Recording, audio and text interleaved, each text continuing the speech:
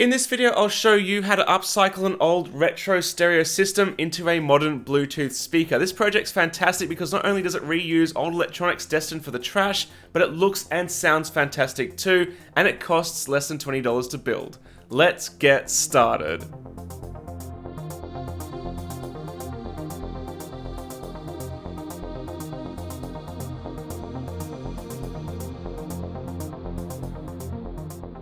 Big thanks to Skillshare for sponsoring this video, more on that later.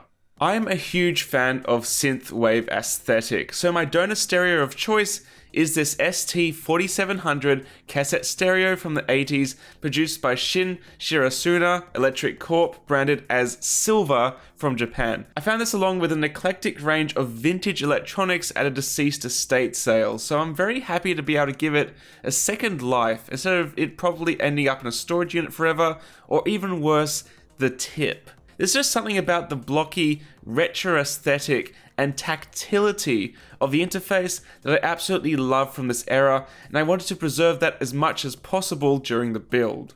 The secret to making this project possible is this little all-in-one Bluetooth and amplifier unit. It uses the TDA7492P dual amplifier module and is available in 25 or 50 watt flavors. This one is supposedly the 50 watt module. You can find it for well under $20 from a range of places online, and I've put some purchase links in the video description below. It has 5 little tactile switches to control play, pause, next, previous, volume up and down, as well as a power switch. If you intend to reuse the speakers, there's no harm in seeing if the unit powers up at all, and despite a particularly crunchy volume knob, everything seems to work fine for my unit. You might even want to preserve some of the original functionality for your build if there's space, but for mine, I'm only really interested in the new Bluetooth connectivity, so I'm not going to worry too much about chopping the insides up. First things first, we need to do a little cleaning. I'm not trying to restore it to the day it was built, but the stereo is coated with decades of dust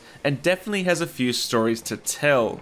From the looks of this sticker, it has been opened at least once in the past, but also semi-set on fire as well.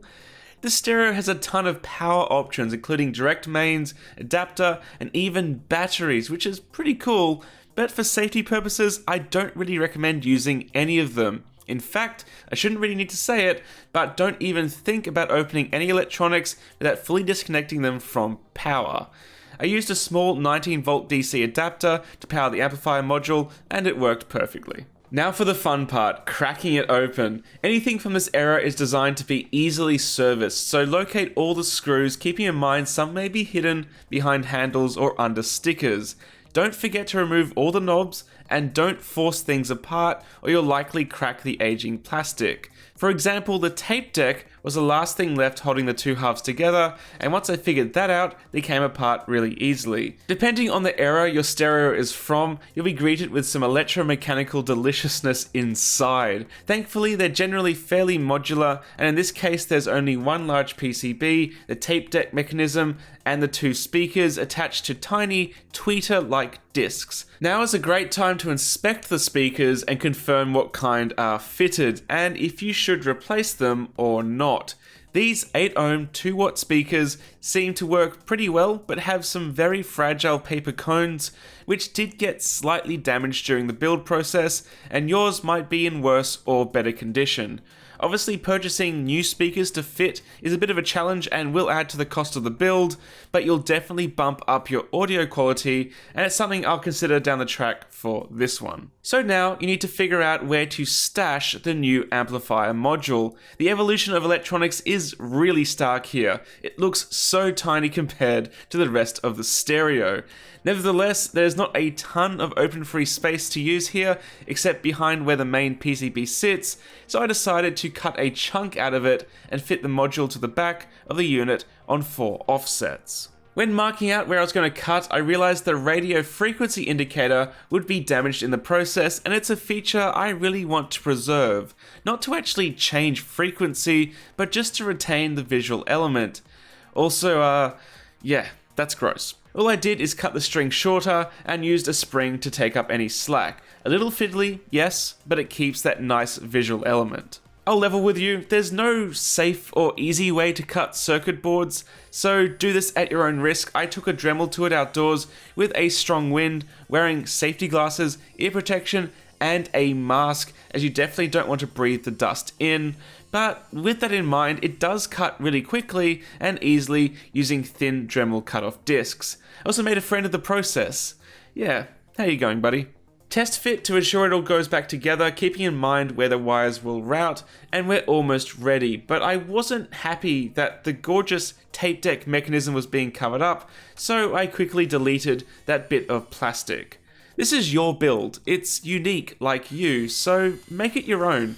And while working on it, I had many ideas for this, as well as other projects I'd love to do in future, which is why I'd like to talk about Tanner Christensen's course on productivity for creatives on Skillshare. Skillshare is an online learning community that offers membership with meaning. With so much to explore, real projects to create, and the support of fellow creatives, Skillshare empowers you to accomplish your goals. And as a creative, I don't really have any trouble coming up with ideas. I seem to have tons of them, but it's the drive to actually bring these ideas from the nebulous mass in my head to a actual physical thing in the real world, bring it through to fruition, is something that I really struggle with. I struggle with the drive, and what I really appreciate with Tanner's course is it's quite casual and conversational, but he has some really good actionable steps to bringing back that drive. For example, he talks about if you're trying to write a book, writing 30,000 words is very daunting, but 300 words isn't, so maybe just do 300 words every day and work towards that. So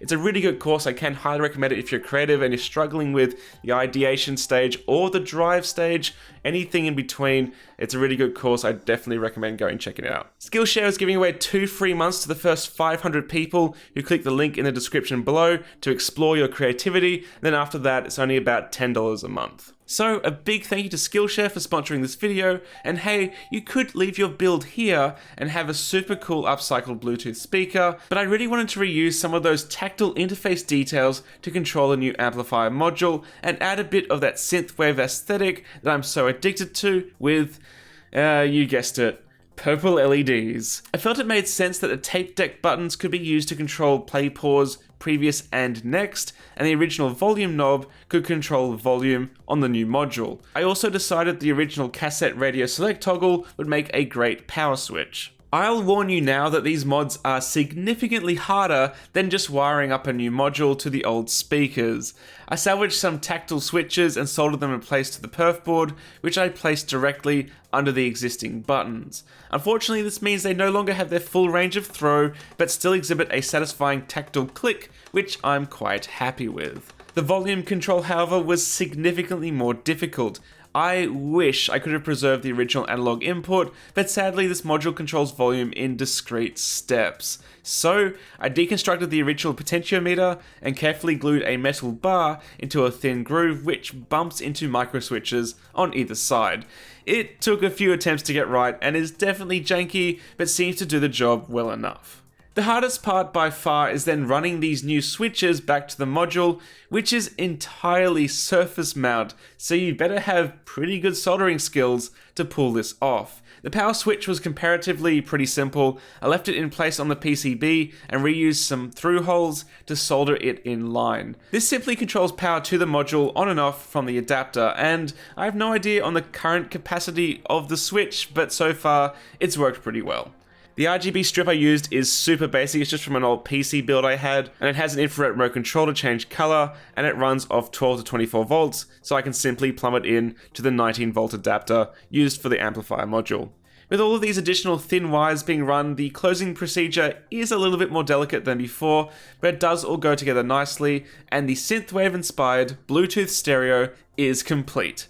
Or is it? I am really stoked overall with how this project turned out, but there's a few things I'd like to do differently in future and maybe change this build. First of all, there was a few buttons missing at the front with the cassette tape deck, and I am planning to reverse engineer these and 3D print some in resin so I can replace the 2 that are missing and just complete the look. I did mention the speakers were very old with paper cones, and I really think I could get a bit better audio quality out of the unit by replacing them, which I might do down the track.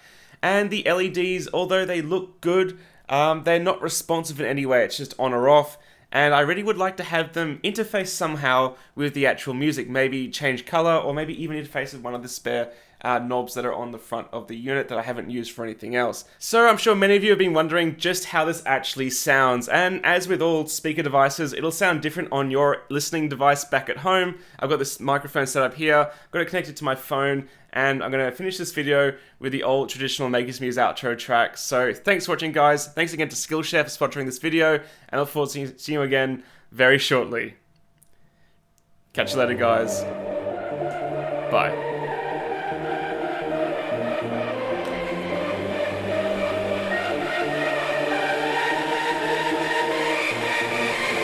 Here's the latter half of the 20th century.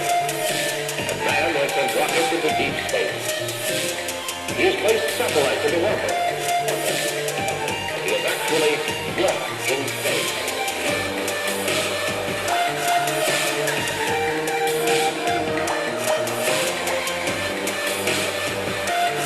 It's pretty loud. He is actually lost